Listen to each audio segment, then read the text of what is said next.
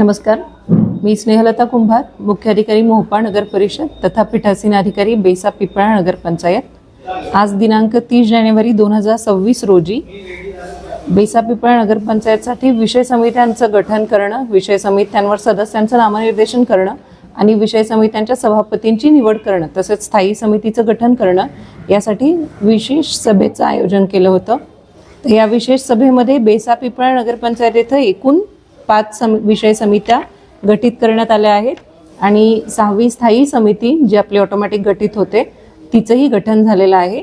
सार्वजनिक बांधकाम समिती, स्वच्छता व सार्वजनिक आरोग्य समिती, पाणी पुरवठा व जलनिस्तारण समिती, नियोजन शिक्षण क्रीडा व सांस्कृतिक समिती व महिला बाल कल्याण समिती अशा पद्धतीने 5 विषय समित्यांचं गठन झालेलं आहे। आपला बेसा पिपळा नगर पंचायतमध्ये एकच गट नोंद असल्या कारणाने एकाच गटामार्फत आपल्याला नामनिर्देशन पत्र प्राप्त आहेत आणि त्यानुसार श्री मुकेश काळे हे सार्वजनिक बांधकाम समितीचे सभापती म्हणून नियुक्त झालेत।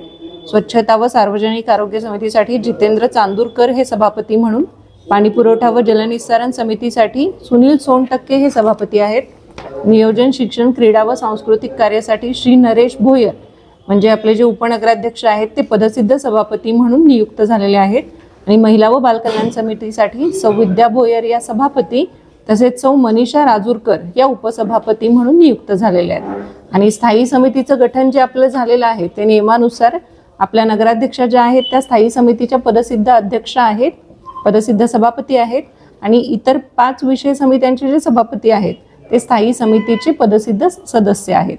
तर अशा पद्धतीने आजचा जो कार्यक्रम आहे तो शांततेने पार पडला। धन्यवाद।